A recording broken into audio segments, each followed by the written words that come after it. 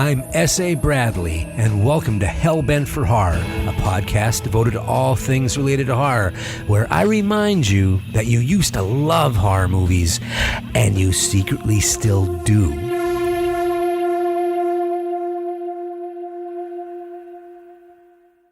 I like to say that horror is an emotion first and a setting later.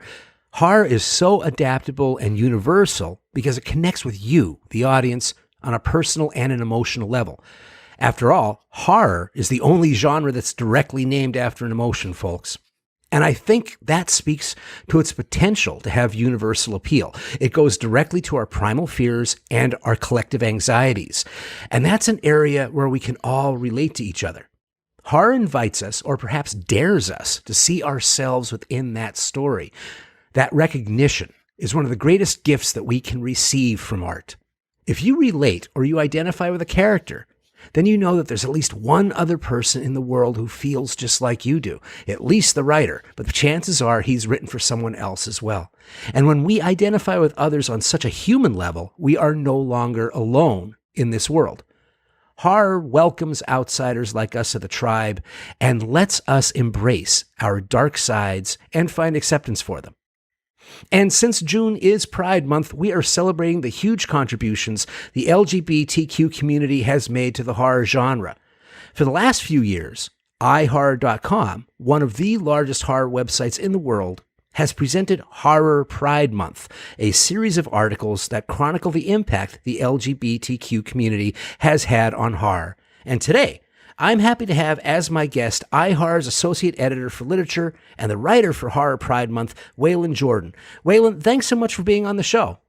Thank you for having me. This is great.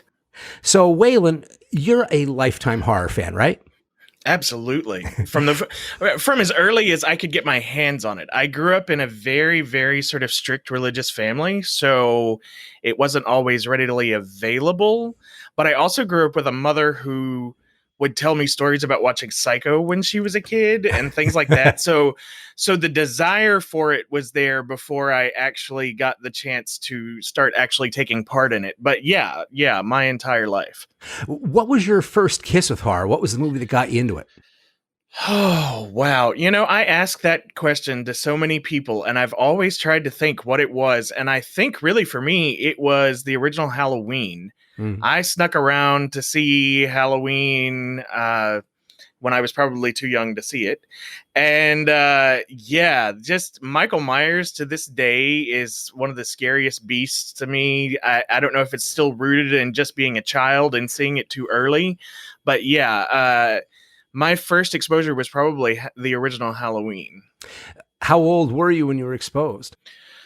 I was probably 9 or 10, something like that. That's about right. Just a little bit older than Michael Myers was when he made his first kill. So yeah.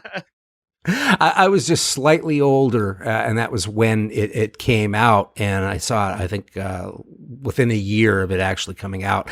And that was a movie that, even though I have a first kiss, which is different, which is the movie that started this whole thing, Halloween was the one that let me go, okay, this can be more than just being scared. You know, there's something very craft filled with this. This is an artistic piece, and it seems like there's something really there. What was the initial appeal of horror movies for you? You know, when you watch a comedy or a drama or whatever, I mean, they pull on your feelings and you kind of invest in what's going on, especially more with drama, possibly. You know, you really get involved with what's going on in these people's lives. But nothing is quite so hit you in the gut, visceral kind of reactions like horror does. I mean, it just kind of like draws that you become more aware of your environment. You get a little skittish when you hear noises in the room while you're watching a great horror film, those kind of things. That I guess it's paranoia. It may be that I'm just a little bit masochistic in that, you know, I just thrive on that feeling of being scared. And I really, the older I got, the more that quest became like centralized. Like, I am looking for horror, but I am specifically looking for the things that will get under my skin and really terrify me. So you got yourself as a viewer in this spot where you wanted to really take in as much as you could. But what compelled you to go from being a horror fan at that level to becoming kind of a creator yourself and writing about horror? That was a total fluke. I had been following iHorror on Facebook for a while, and I was clicking around on their website one day, and I just saw that they were looking for writers.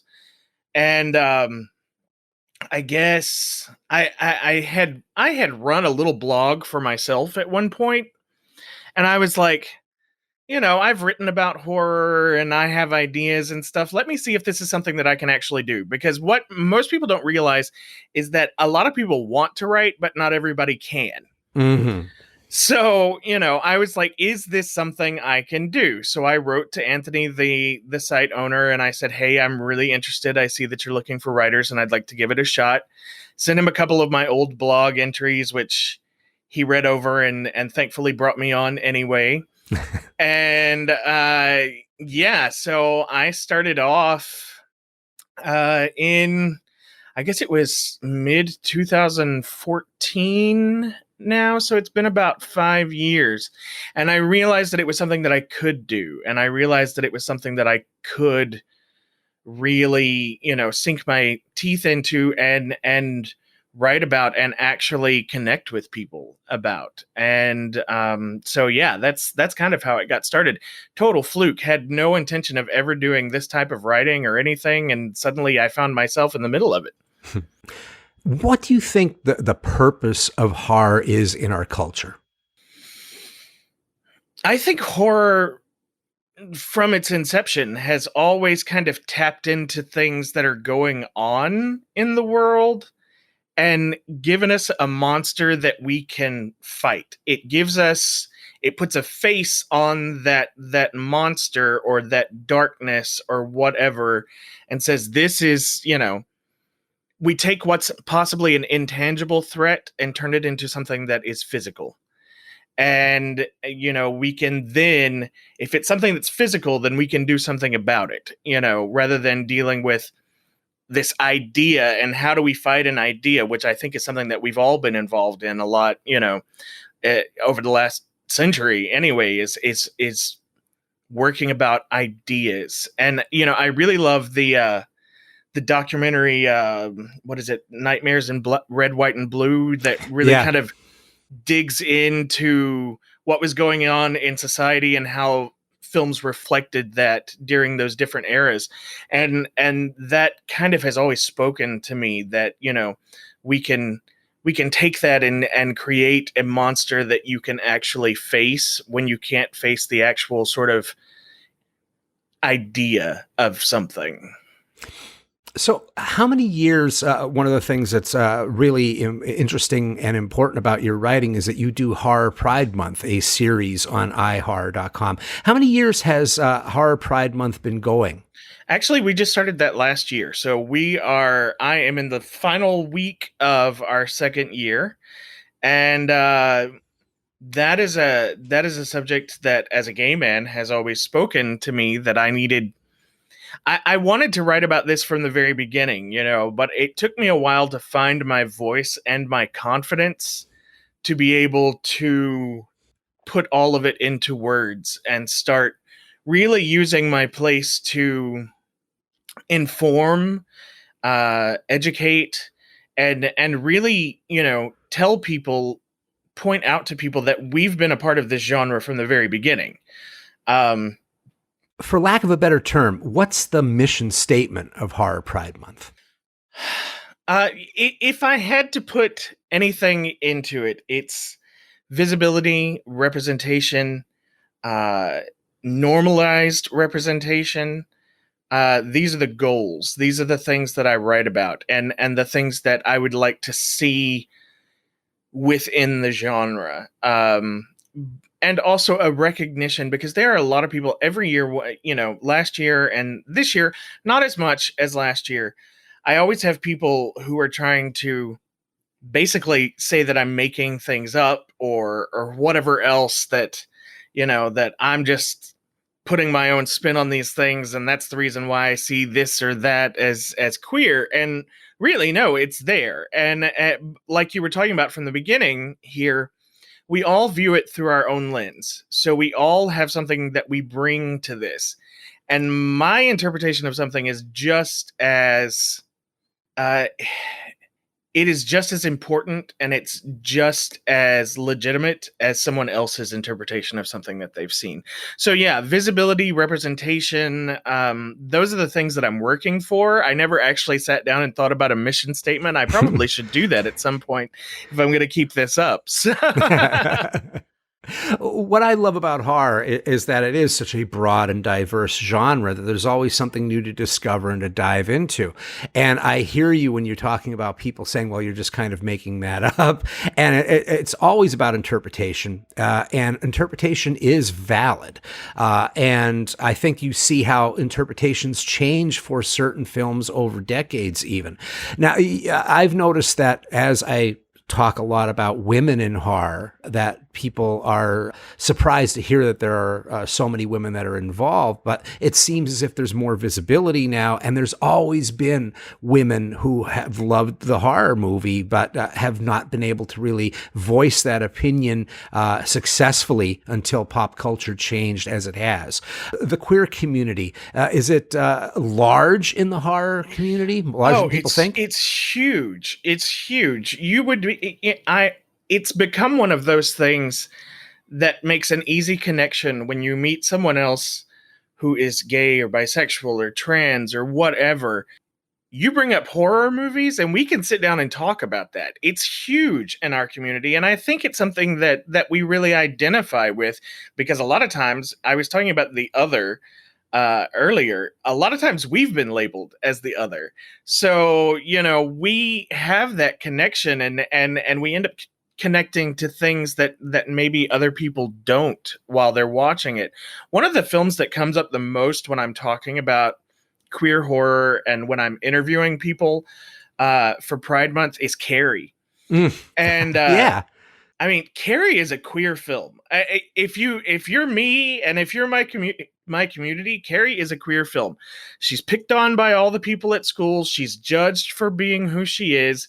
She is, and for things that she has no control over. Her mother, who is a fundamentalist, religious, crazy person, literally throws her in a closet and tells her to pray for salvation, at which point she finds the power in herself to fight back, come out of the closet, and do what Right. she needs to do. So, yeah, I mean, Carrie is one of those films that it's really easy to connect to as a queer person who loves horror. To me, this is always fun to hear the different experiences. And it just once again talks about the diversity. That's a movie that I do know, but there's a whole world out there that I still need to explore. And what I love is that my work is never done. There's always something to look at. Isn't that right? Yeah. There's always a new movie. There's always a new book. There's always something to dig into. Yeah. And I have to say that I had a very teachable moment from you in the form of your book review for my book, Screaming for Pleasure. You were very kind in the things that you said, but you did bring to my attention that even though I devoted a lot of time in the book to contributions for women and minorities in horror, that I really neglected to discuss the contributions of the queer community. And it opened my eyes to an area that I really needed to know more about, and that I kind of had a blind spot for when I was putting the book together.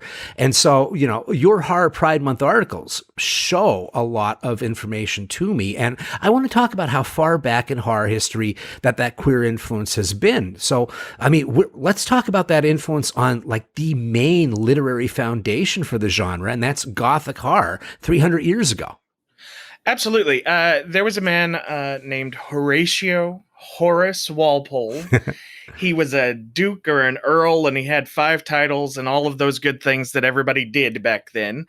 But he is credited as writing the very first Gothic novel. He basically sat down and wrote out the form while creating his novel. It's the Count of Otranto or something like that. Yeah, Castle of Otranto. Yeah. And what we know about him now, everyone kind of questioned his sexuality at the time, but what we know about him now is that this was a man who never showed any interest in any kind of woman unless that woman had no interest in men. I mean, he literally went and hung out with female writers who themselves were either considered lesbian or they just did not have any interest in social conventions of getting married and having children and all of those things. And it's, in the beginning they identified him as homosexual. Now we look at him as more of possibly being ace or asexual as it is, basically a person who doesn't really connect on a sexual level with really anybody. And that was the very first guy. I mean, he really, I mean, and that novel actually still holds up. There are a lot of conventions in that book that are things that we see in movies now, especially when you get into like haunted castles and this, sort of medieval mystique and everything. It's all there. Mm-hmm. Well, I think this is actually a very interesting and important point, because we're talking about the very beginning of a genre style. So Yep. Gothic, which is still, I mean, goths and everything like that, that Gothic informed a lot of horror. And so I'm going to put on the voice of the people that I've grown up with my whole life. So I'll probably say a few hilarious things here. But one of the things that you always hear when you're in a conversation where people feel free to speak is that, I don't understand why queer cinema has to talk about queer things all the time. And they're just coming into horror now, and they're bringing this stuff. But the reality is, before there was a style that horror was going to come up with, Horace Walpole brings a style which we are still living on. It wasn't like he was coming to fit in to a genre. He built an entire aesthetic that we look at now, the way that the proper dress and the floral castle and the indulgence of the characters. Absolutely. So I think that's a very interesting point. And that is one of those things that, once again, that I hear a lot, and you have no idea the kind of things that come into my mailbox when I start talking about this. But yeah, it's not that we're forcing. I will soon. Yeah, it's not that we're forcing our way into this. It's that we've always been here, and we're finally saying, we would like for you to recognize that we've always been here. We would like to be recognized for the contributions that we made to help shape this thing. And so, yeah, it's not that we're just here. It's that we're just now in another way. And again, coming out of the closet and saying, no, we've really been here this entire time. You just weren't paying attention. So let's talk about another famous writer who, hear his name, he's not someone you initially think of for his horror, yet he's written one of the most timeless and influential novels, no pun intended. That's Oscar Wilde and the book Picture of Dorian Gray. Can you talk a little bit about that? Well, and if you talk about Oscar Wilde, you inevitably have to talk about Bram Stoker. Oh, yeah. They were good friends. And from what we have seen from scholarly writing since then and some of the letters that we've seen between them, they were a little bit more than friends. Bram Stoker and Oscar Wilde both wrote novels about immortality, the price of immortality, the preference of youth and beauty over aging, and these kinds of things. But they wrote about them from two very different perspectives. Oscar Wilde, it was ostentatious. It was vibrant. Dorian Gray was out living his best life, regardless of who he was hurting in the process, but he was still out there just being Dorian Gray, Meanwhile, Bram Stoker is writing a novel about a man who had to hide his otherness away in the darkness. He can't come out into the light. He can't be, openly ostentatious that way. It's all very secretive. This perfectly mirrors these two men's lives and the way that they looked at their own gayness, their own queerness, because we have letters from Bram Stoker that he wrote to Walt Whitman where he basically said, I want to prostrate myself naturally before you. And I'm Right. sorry, but that's not something that a man writes to another man unless there's something a little more going on there, you know? But we also know that in 1912, he called for all of the homosexual authors in Britain to be summarily rounded up and imprisoned. Mm-hmm. And so we see that kind of reflected in the same way that we see some of these politicians nowadays who are forever trying to make laws against the queer community, but at the same time they get caught with their pants down in a bathroom somewhere, you know, and it's that those two personalities. Oscar really, him being sent to prison really changed Stoker's outlook, and Stoker became more fearful. He Mm-hmm. became more closeted even than he was before. And the man was involved in a sexless marriage at that point anyway. So, I mean, and I'm not making any of this up. You can actually go and look all of this up. I promise I'm not Right. just David talking J. off the top. Skal Yeah, wrote a book, right? yeah, Yeah. exactly. Skal did. And it's really, really impactful. So, yeah, I mean, you have Dorian Gray, which is just an amazing little novel. It really is. And there's real terror in that novel. But you also have Dracula coming in shortly thereafter, and all the things that are going on there. But I'll tell you what's really, really the sort of icing on the cake here between the two is that ultimately both characters are taken down by being stabbed in the heart. Yeah. Mm-hmm. And so I really think that Stoker kind of he felt compelled to bring that over into his story after seeing what had gone on with his friend at the time. So yeah, I mean it's really compelling, and it's really interesting when you read the two side by side and know a little bit more about their relationship. So, and you mentioned some really interesting things. I want to make sure that we have context for Okay. folks who may not know these two that well. But Picture Dorian Gray, it's probably the novel that I think you wrote that no other novels ever fully expressed the gay community's obsession with youth and virility as well as wild story. And I think many people do recognize that he was openly gay, and his wit is what people normally talk about. But I don't know if everybody knows that he was in prison for a couple years. Yeah. In 1895, he was put on trial, and he was sentenced to 2 years hard labor. That was the maximum sentence that they could give at the time for it. Things, if you can believe, actually became even more disgusting after that, as far as some of the punishments for being convicted of being an open homosexual. But yes, he was sentenced to 2 years hard labor, and after that. And during the trial, they actually used Dorian Gray against him during the trial. They brought the novel in as evidence of his debauchery during the trial. And after that, he was never quite the same person after that imprisonment.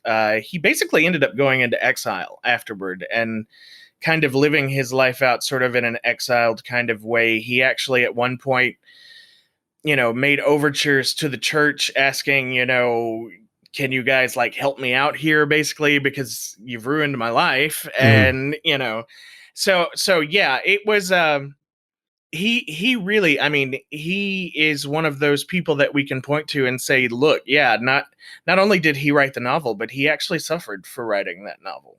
And I think one of the things, too, that we don't normally get in the modern world is we see Picture Dorian Gray. You can find it in libraries. It seems as if it's something that, oh, well, this book was written and then it was published. But it had a pretty checkered publishing past, did it not?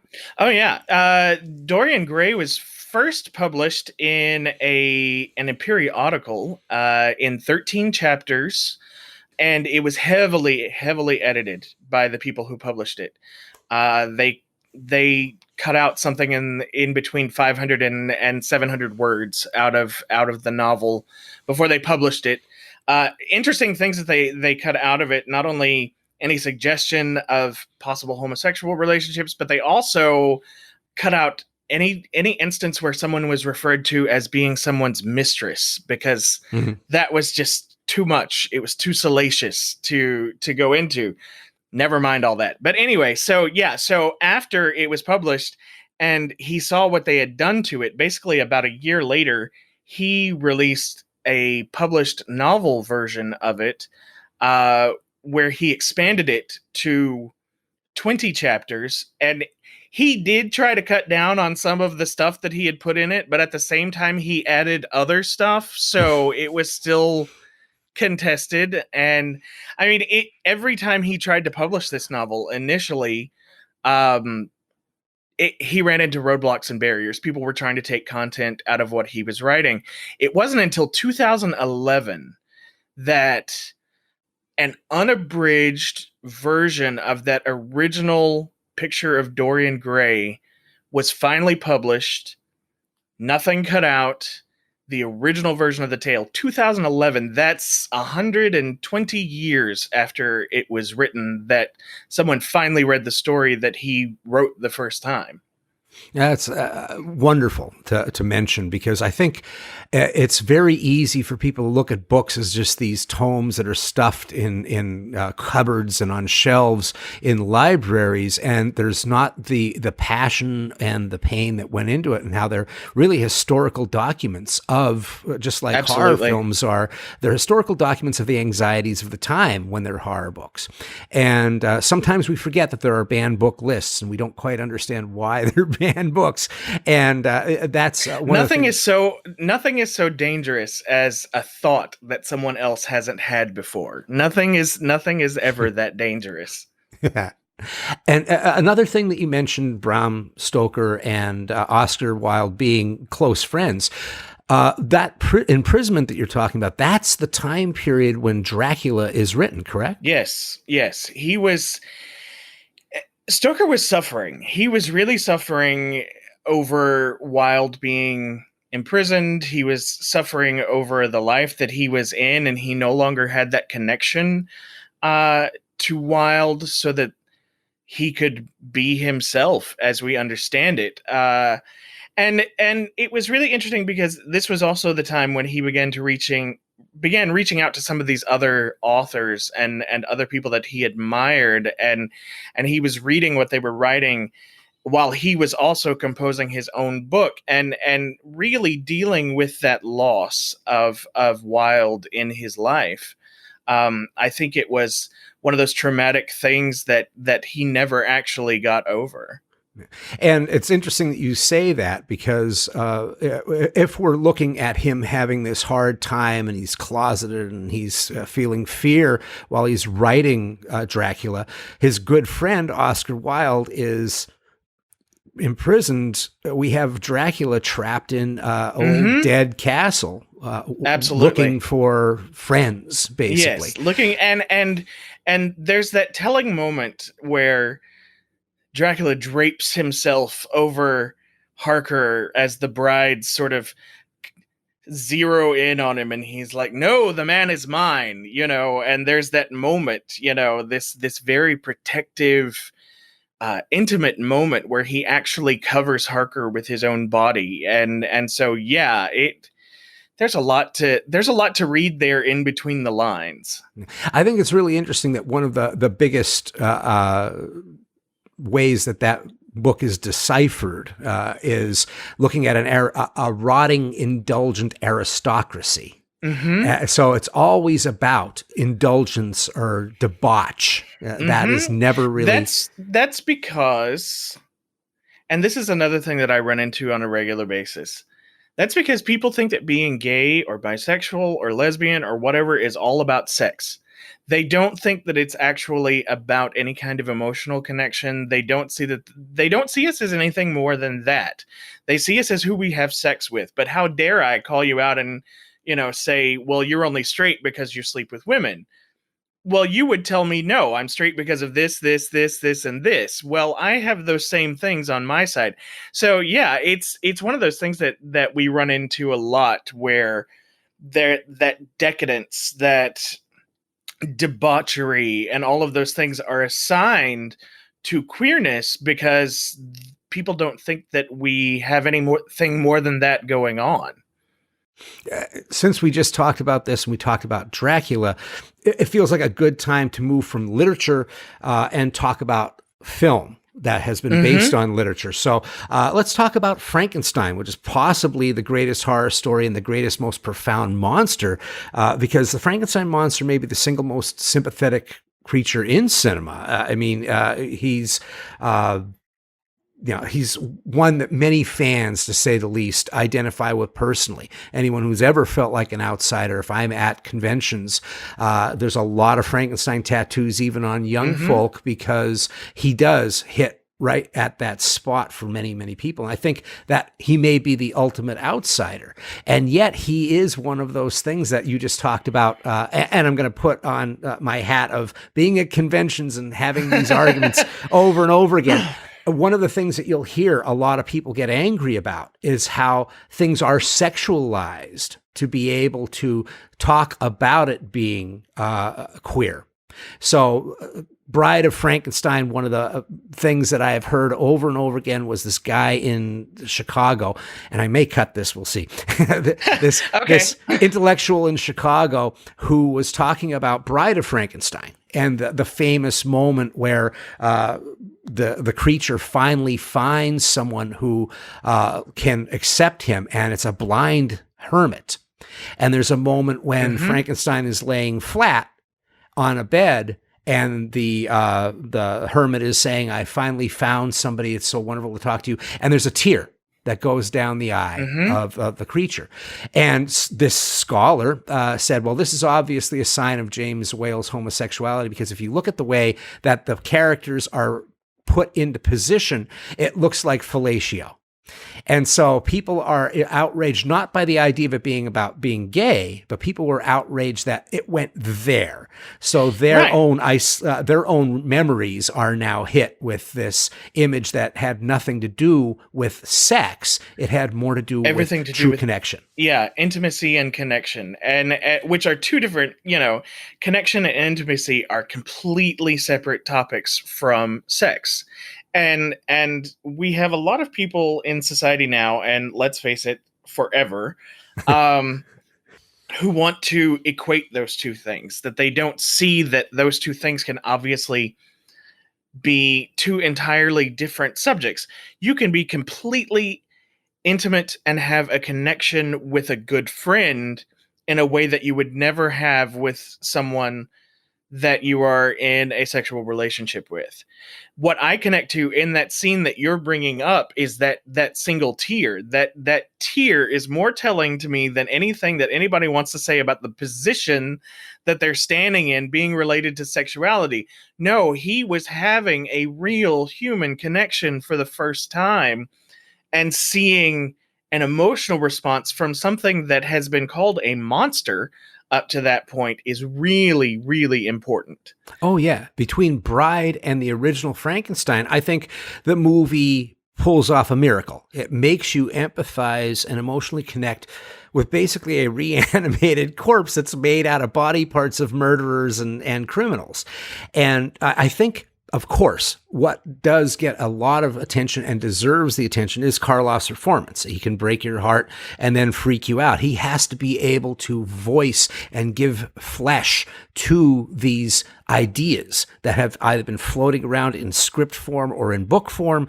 And really, the artistic directorial choices that make all of that information possible for Karloff to be able to take all that in and make those interpretations comes back to the character life that is given to it by the director. The director makes the choices. Right. So James Whale.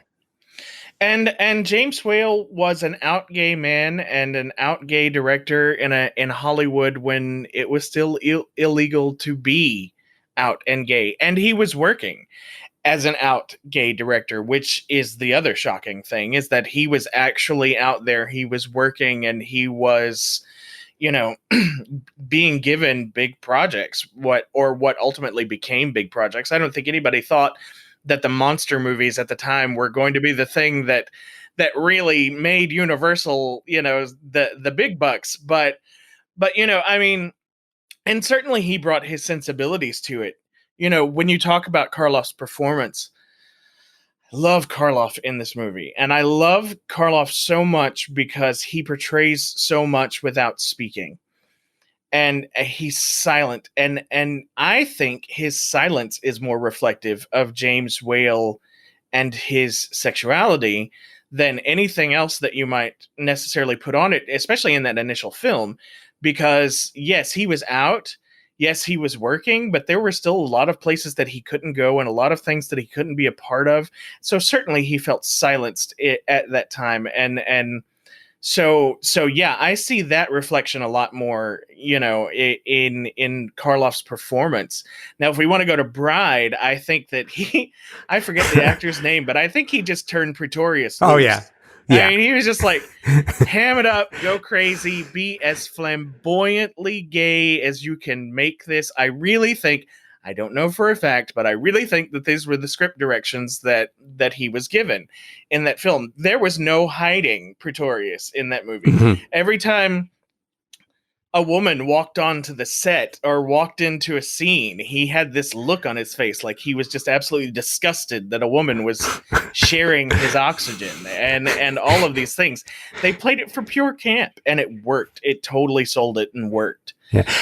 I think what's interesting that you mentioned that I think is worth repeating is that Whale was working in a lot of stuff at the time that he decides to go for Frankenstein. In fact, if I remember correctly, he had a 5-picture deal Yes. with Universal, and he was to pick the 5. So it wasn't like he was a hired hand who they said, here, give this guy the crappy thing from that musty old book. Right. We have no idea what's going on. He picked it personally. He decided out of all the things that he could do that Frankenstein was the person or the concept that he wanted to work on. What do you think made the pairing of James Whale and the story of Frankenstein such a perfect match that we are still talking about it? I still think about that, and I come up with new ideas all the time. I write something and then I come back to it later, and I'm like, I should expand upon that or whatever. But I really think it was all of us, and even outside the queer community. I'm gonna include everybody in this. There is something in all of us where we feel like the outsider, Mm-hmm. and I think it's really important to recognize that, like, horror is a universal feeling, like you were talking about in the beginning. Being an outsider is also a universal feeling to an extent. It's something that a lot of people deal with at one point or another. However, when you're living in a time where your very existence is being legislated against, where your very existence is basically, called every name in the book and none of them are nice. When you're being pointed at in that way, then we tend to dive deeper into those stories. And I think that's what was going on with Whale at this time. He had directed plays, and he had a very successful play that had run, which is what got him this picture deal. And he was looking for something. He was looking for a story to tell, and I think he really connected to a lot of the themes that were going on in Frankenstein, which ultimately you start bringing yourself to that. You start bringing yourself into how you direct people and the things that you ask them to bring up in performances, and that begins to inform the entire work as a whole. What I want to go back to some of your articles, because the articles that I've been reading have been full of real surprises. And I think one of the most memorable ones had to do with one of the most successful horror franchises in horror history. And it's one that is topical now because it's just as there's a reboot in the theaters as we speak. So that's Child's Play, which was written back in 1988 by Don Mancini, who's gay. Was he gay? Was he out at the time, or has he come?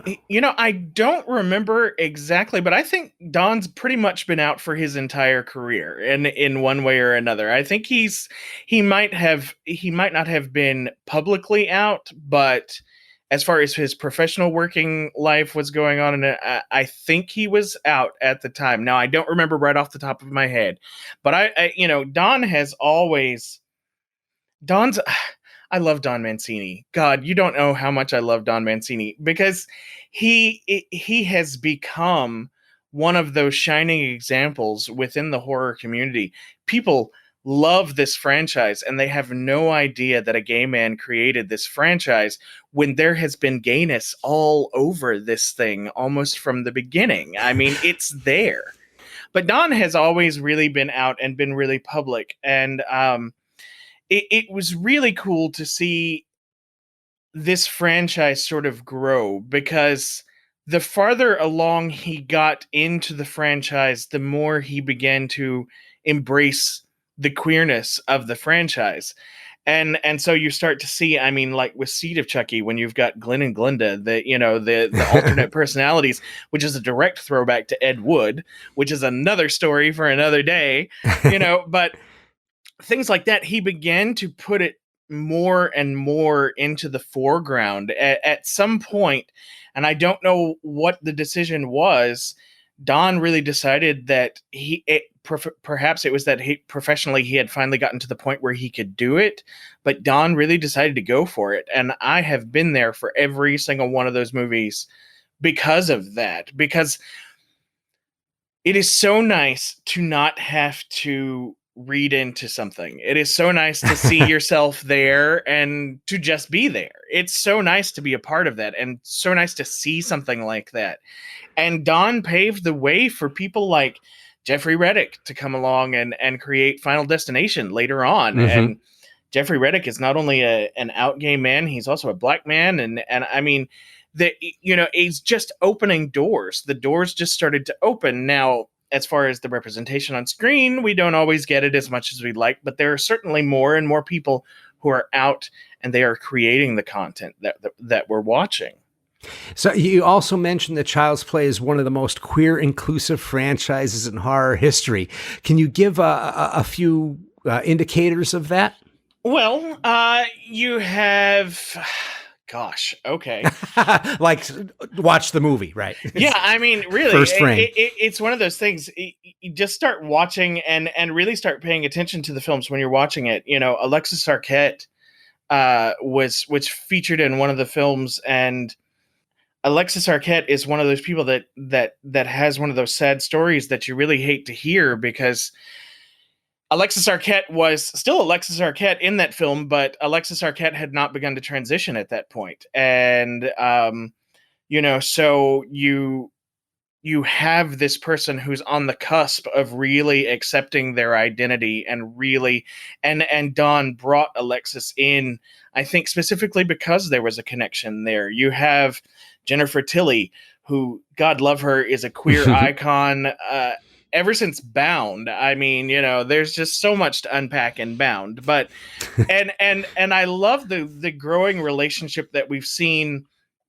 coming into the latest film between Jennifer Tilly and now Chucky, who has taken over Fiona Dourif's character, and they're still in love, and it doesn't matter that one of them is now in a female body and had been in a male body before. There's a very pansexual identity going on there. I'm in love with the person inside you, not the package on the outside of it. And I love that. I mean, that is glorious. Watching them ride off together in some psychopathic, destination. It's going to be glorious. I can't wait to see what happens next.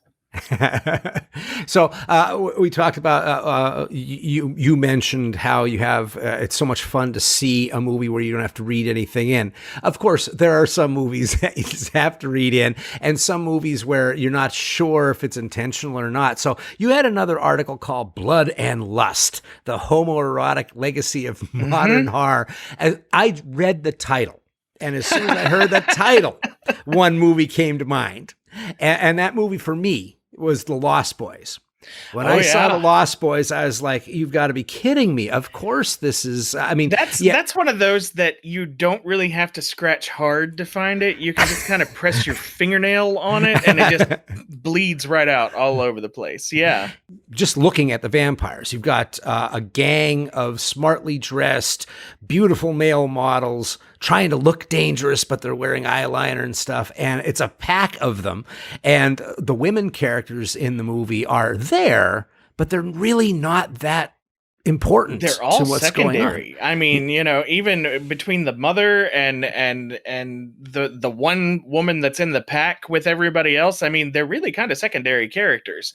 And it all comes down to that relationship between Michael and David. I mean, like, there's so much going on there. I mean, the way that Kiefer Sutherland would look at God, what was his name? Jason Patrick.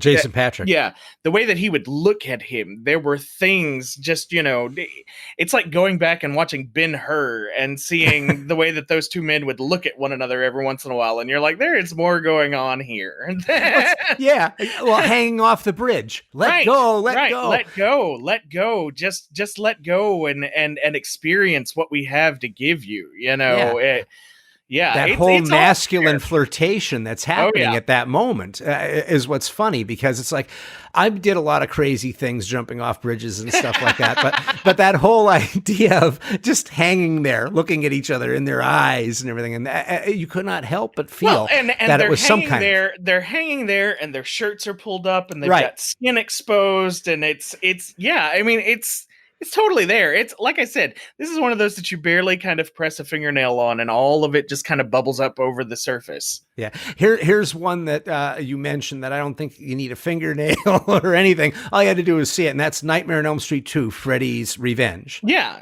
I mean, Freddy's Revenge is one that everybody talks about because it's there, and it's not even really subtext; it's really text in the film. Yeah. I mean, the only thing that I've ever had a problem with about Freddy's Dead, Nightmare 2, or Freddy's Revenge, there are so many subtitles. Anyway, the only thing that I've ever had a problem with that, we have that great scene where Mark Patton's Jesse runs away from the party and goes directly to his friend, and I was like, I want to spend the night with you. I don't want to spend the night with the girl, right. and all of that. We have all those wonderful moments.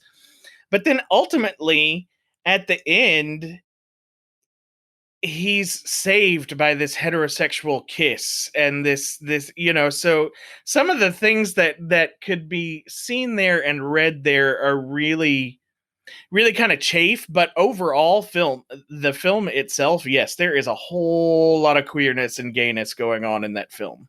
It's interesting because they have a male final girl, right? Yes. All the normal tropes of a final girl that we don't notice.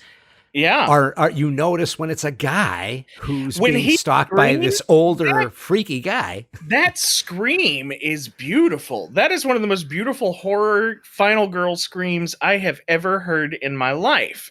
Just when he looks at his hand and that glove is there and he just screams to the heavens, that's gorgeous. That is beautiful.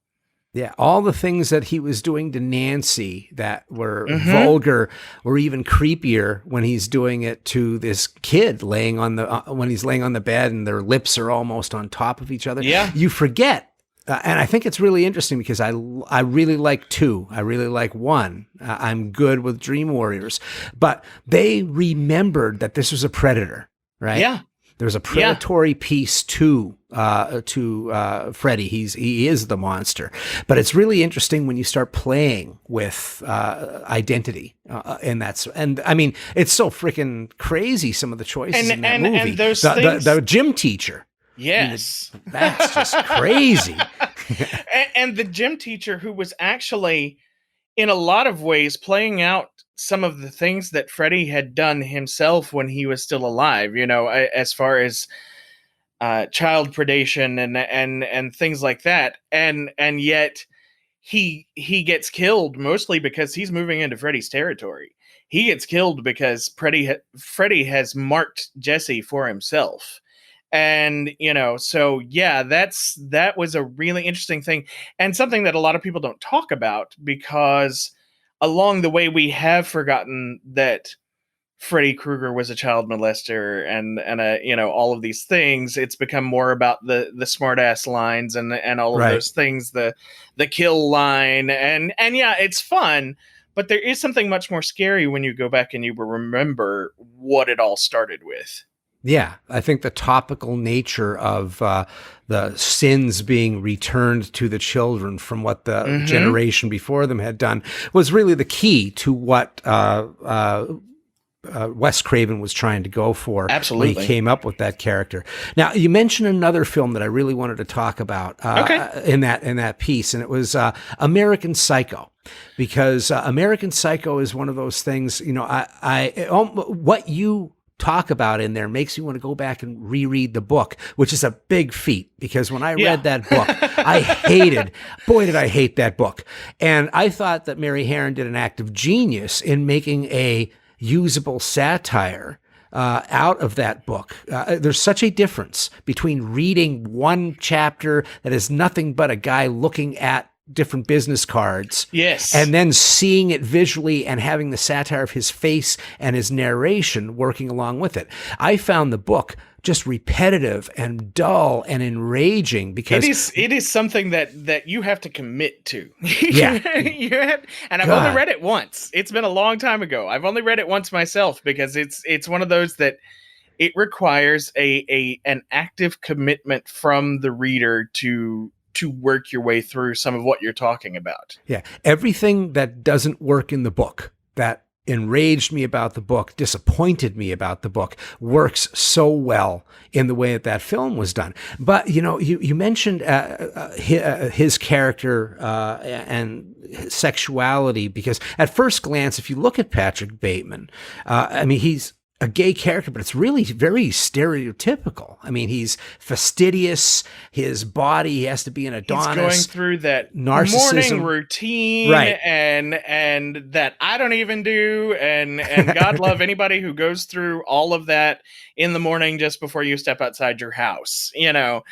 But yeah, the meticulous thing and the fastidious dress and all of those things, and yet we see him performing with women sexually, but it's always focused on him. It's like he's always looking at himself. Yeah, he's having sex with himself through this entire thing. The woman was just kind of a place to enact some of these things. But yes, and some of that would also, I think, with the violence that also often comes after these sex acts, points to some internalized homophobia within that as well. Because once he's finally confronted with a guy who is all about, oh, Patrick, I never knew. And he gets in real close. Patrick is completely impotent. He's unable to continue. He can't murder. He can't perform when he's finally faced with this openly gay affection. He just doesn't know. He doesn't know how to deal with that. Yeah. And that's the stuff that you talked about that made a big difference for me, that made me want to see if I could find that in the book, because you mentioned the time period. Can you talk a little bit about time period and the duality of this character? Well, God, when was this book published? I was trying to remember the published early date. 2000s, I think, late 90s. Yeah, but it takes place in pretty much the 80s. In the 80s. There was a lot going on in the 80s within the gay community. AIDS had become a plague and nobody was talking about it. To be seen as openly gay became sort of tied to this plague idea. Now, understand, I was growing up in this decade and trying to find my own identity while I was growing up in this decade. And at one point, it occurred to me that if I ever came out, I was going to have AIDS. I mean, it just became one of those things. But yes, so at the same time, there's so much going on socially with the queer community at the time, but there's also this overwhelming, materialism that's going on all at the same time. It's like the world was so focused on not seeing these things that they began to go. You see all of these characteristics come out in Patrick Bateman with all this materialism and having to have the perfect business card and putting on the perfect facade so that nobody knows who you really are. It all became about hiding, and it all, the administration that was in office at the time completely ignored this plague that was going on. If they had stepped in earlier, Yeah. we could have prevented some of the things that were happening in this country. And if not prevented them completely, we could have at least slowed them down. Right. And instead, we were too busy focused on having the best car and trickle down economics and all of these things, that they would use to draw focus from actual crises that were going on in the country at the time. Yeah, and you kind of made a connection between his sexuality and the way that he's really kind of making love to himself and the materialism and then the violence that comes with that, as really talking to the internalized, that internalized toxic homophobia that a lot of us carry around. Once again, going back to when I was coming to terms with my own sexuality at the time, you learn to hate yourself. You learn to hate those things about yourself. And, well, if I can perform with a woman, then maybe I should, even though I'm looking at myself the entire time that I'm doing it, to prove who I am and that I can be what everybody else wants me to be. But at the same time, there's a deep, deep shame that goes on with that. And certainly, we have seen people who have dealt with this harsh internalized homophobia, who have lashed out and who have hurt people and who have killed people. I always look to some of the cases that we've seen, like with Matthew Shepard and the violence of those attacks. There's something deeply personal about these kind of attacks, and that's why I always kind of wonder about the people who perform some of them, because I wonder if there isn't some self-hatred that's going on when these happen. And it plays out really well in the film, in that the sex act is not really what he wants. What he really wants is something else. But at the same time, he can perform, he can get his rocks off, but then he has to wipe out any semblance that it ever happened. He has to, like, completely kill it, dispose of it. This didn't happen, and he's back to his morning routine where he meticulously, fastidiously cleans himself again, once again trying to remove any shame that he might be feeling about who he is. And I think taking that reading that you have makes the Huey Lewis and the News thing much more than just a quirky thing. It's like, could you be more normal? Can you hip to be square? Right. What is there that we should be doing now? It is smarter to not stick out. Yeah. Yeah. It is smarter to be what everybody else wants you to be. And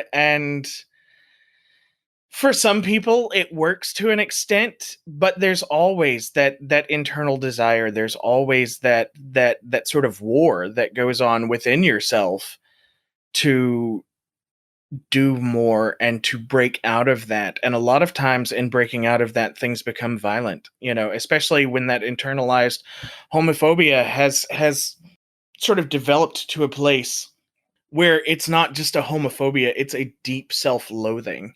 That self-loathing sort of branches out into every part of who you are. Did I stand correctly when I was standing with everybody else in line?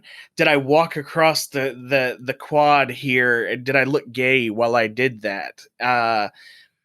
The way that I'm dressing right now, is there too much color? Is there not enough color? Am I and that blending area, finding that gray area to sort of live in, where you don't really stick out to either side and you become invisible that way. And eventually you will fight against that invisibility one way or another.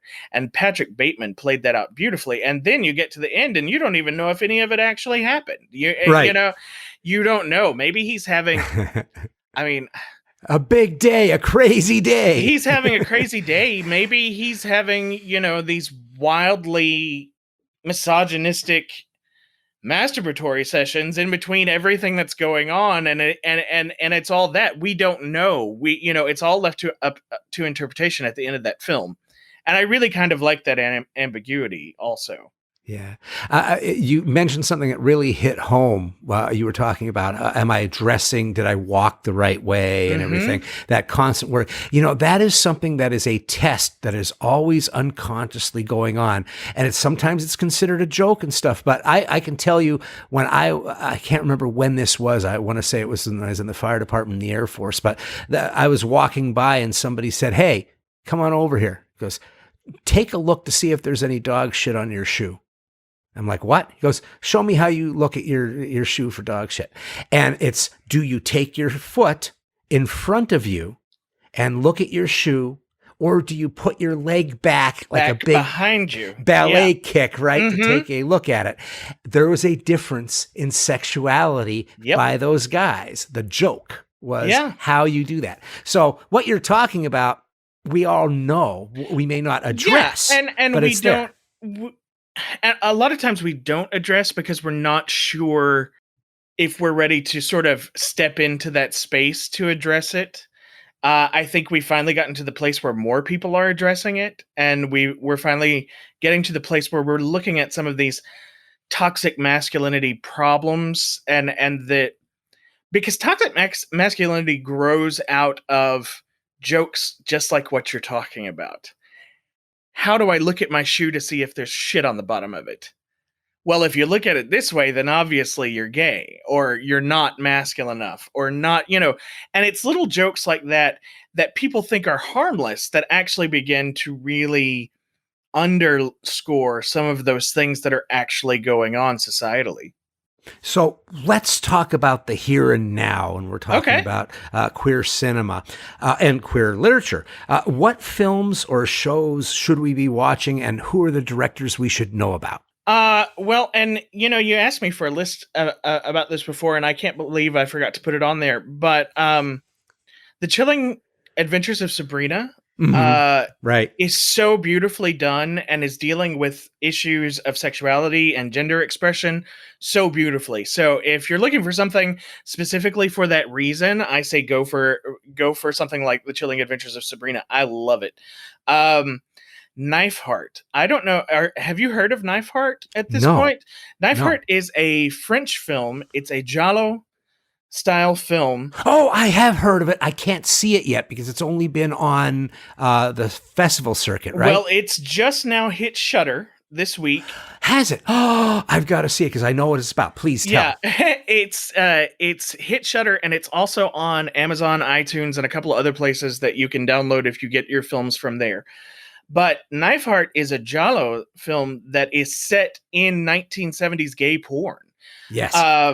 Basically, this woman, her job, she's a gay porn director, very, very cheaply made, quick production gay porn that she puts out, and someone begins murdering her actors.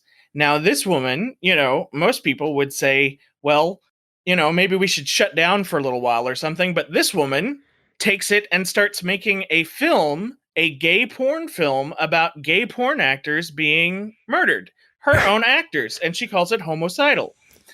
And so it's really beautifully done. If you like Argento, if you like Bava, and some of those really over the top lighting schemes and things like that, gorgeous film, and it does not hold back at all. I will tell you, at one point there is a dildo that has a knife in it that gets used.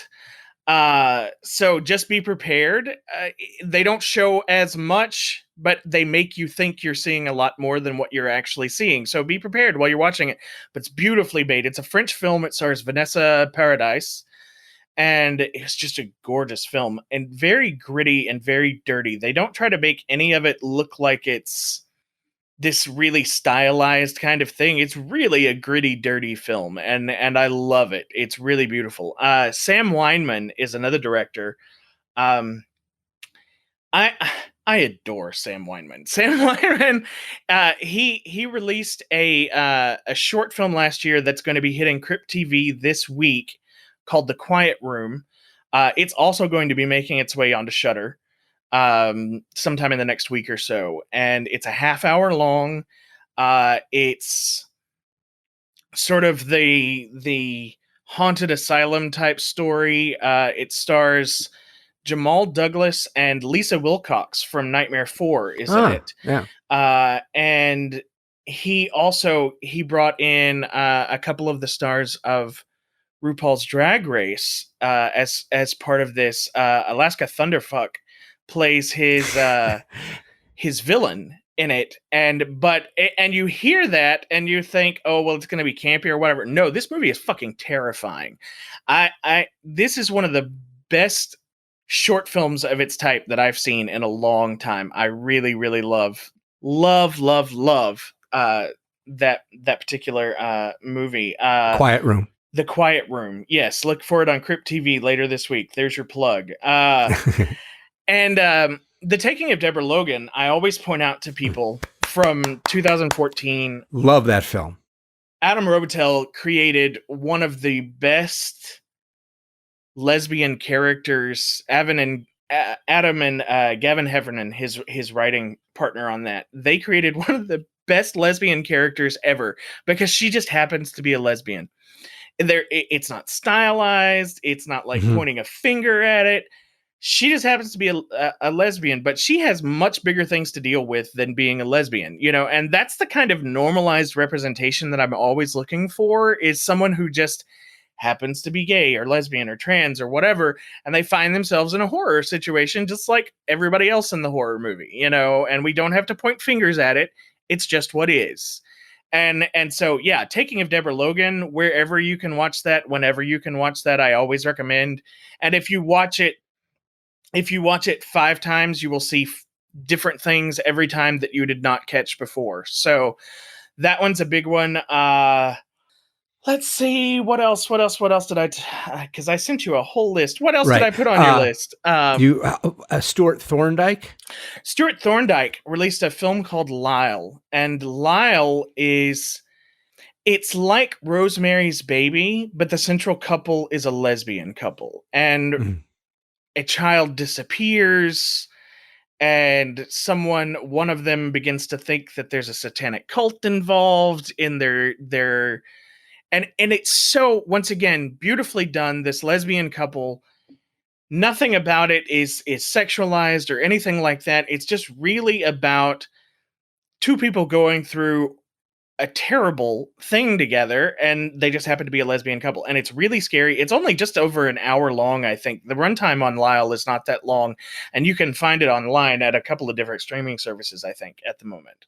So yeah, those kind of movies are the things that I'm looking for. I'm looking for, I just happen to be gay and there's a killer stalking me, kind of like Hellbent. I don't know if you ever saw Hellbent, but it was a stalker film. Yeah. That slasher type film that was set in West Hollywood on Halloween night, and everybody in it was gay or bi, and nobody stuck out that they were being killed because everybody was being killed and everybody being killed was gay. So, it was just, that's the kind of inclusion that I'm looking for,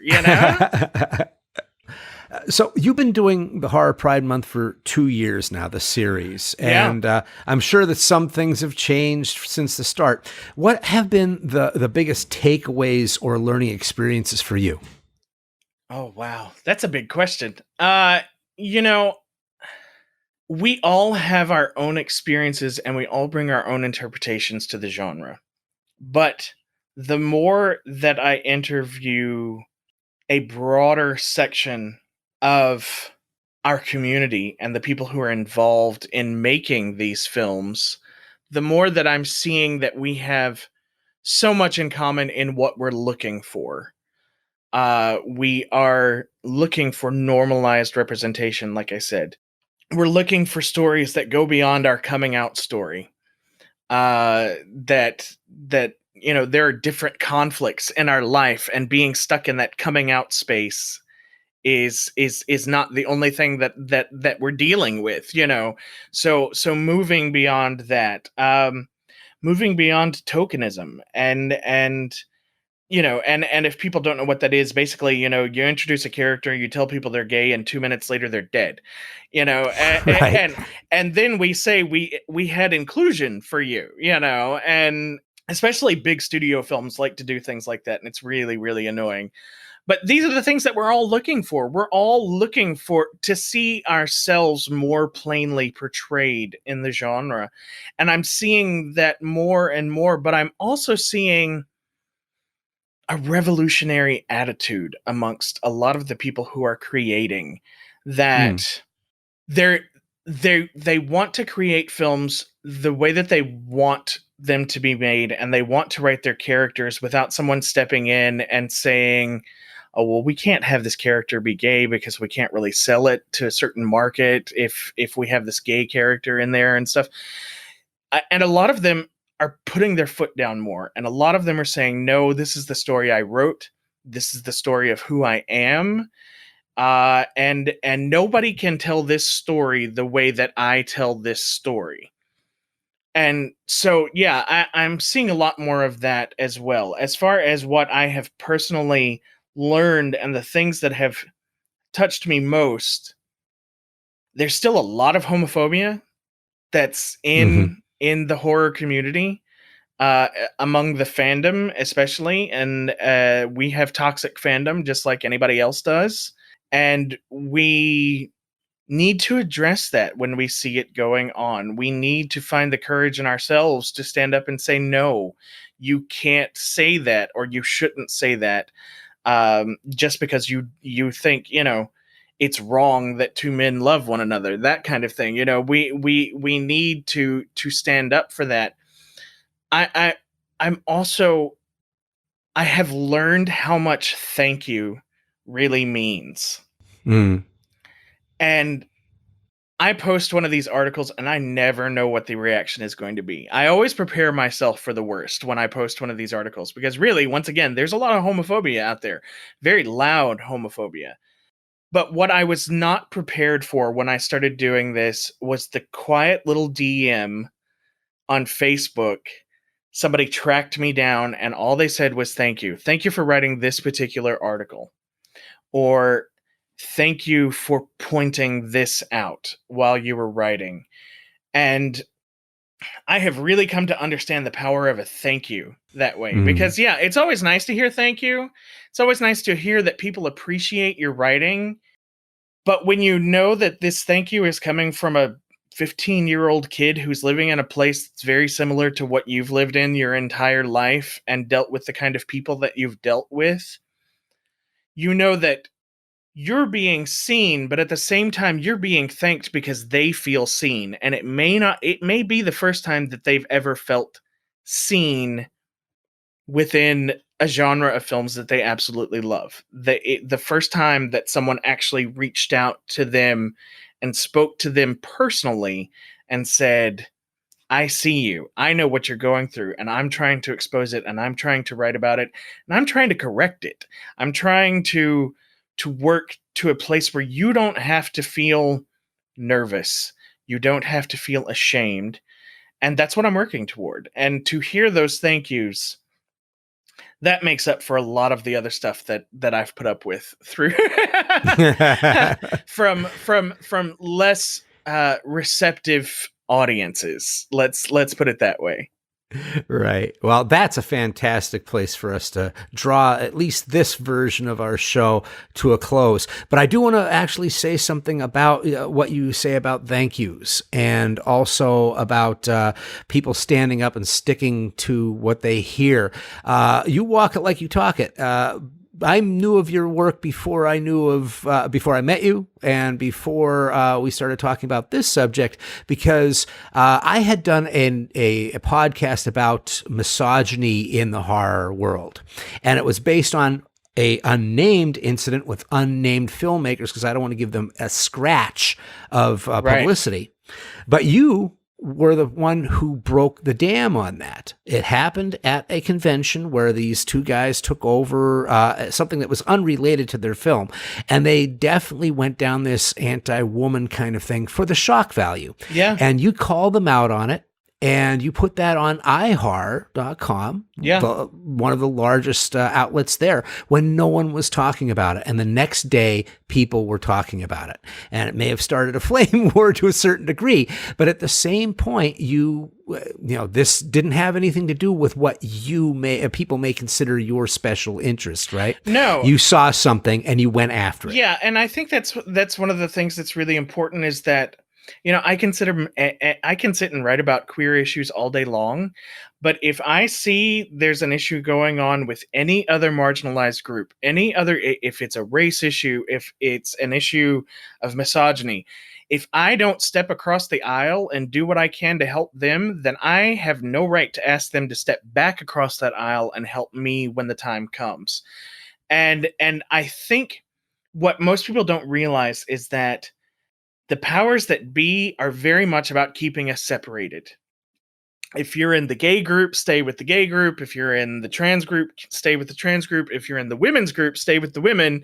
If you're in the black group or the Asian group or whatever, if they can keep us all grouped off like that, then we stay divided and there's no power there. But once we start building bridges between our divided groups, once we start reaching out to one another that way, then we start actually making change. We start making change within the industry. We start making change in society at large. And I felt compelled. The incident that you're talking about, someone posted a video of the panel on Facebook, and I started watching this video, and I was like, "What the hell is going on here? And why are they making rape jokes constantly? And why are they talking about?" And so I just started digging, and within 12 hours, I had seen enough to know that this was something that needed to be talked about, posted about, written about. And yeah, if I have the forum to do it, then it's not only something that I think I should do, I have a responsibility to do that. So yeah, I'm glad you brought that up, because I haven't really said anything much about it since. I wrote the article and I kind of put it out there, and then kind of sat back and watched this thing take on a life of its own. But yeah, it was disgusting behavior. And if we don't call out that disgusting behavior when it's happening to someone else, then it's really hard to ask for them to step up for us at the same time. So yeah, there's a responsibility there. Yep. Allies is a circle. Absolutely. Yeah. So I want to thank you for that kind act that you did, but I also want to thank you for being on the show. Folks, we've been speaking with Waylon Jordan. He's the associate editor for ihar.com, and he's the writer of the Horror Pride Month series. And Waylon, we covered a ton of ground on this show, but of course there's so much more to discover about this subject. Can you tell our listeners where they can follow you and your work, and if there are any upcoming events dealing with the intersection of horror and the queer community? As far as events goes, there are actual, what some people may not realize is that there are actual conventions that are and film festivals that are entirely devoted to out filmmakers, and there are always horror sections in those things. As far as finding me online, I am on Facebook under just my name, Waylon Jordan. And then if you go over to Twitter, you'll find me on at WaylonVox1. That's WaylonVox and the number 1. I would tell you to go to my Instagram, but I'm the most boring Instagram person ever, so don't even look for me there. But Twitter and Facebook are the easiest ways to find me. Fantastic. And Waylon, thanks again for being on the show. Thank you for having me. And I want to thank my listeners for your continued support. Until next time, stay hell-bent. And thanks for listening to the show. Hellbent for Horror was written and broadcast by me, S.A. Bradley, and produced by me and Lisa Gorski. You can find more on our website, hellbentforhorror.com, and I'm also on Facebook at facebook.com/hellbentforhorror, and my Twitter handle is hellbenthorror. Please hit that subscribe button to get H4H hot off the press. And if you can do a review on iTunes or whatever app you listen to us on, that really helps people get to find us. And now for some Hellbent for Horror news. The podcast is available on some more outlets now, so you can listen to H4H on Spotify, iHeartRadio, and TuneIn Radio, as well as the regular iTunes, Android, and Amazon apps. And let there be swag. H4H t-shirts are now on sale. We have a store on tpublic.com with a bunch of Hellbent for Horror designs, and you can have your choice of t-shirts, sweatshirts, hoodies, coffee mugs, something horrible beautiful for you or that someone special.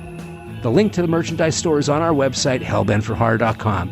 And until we meet again, stay hellbent.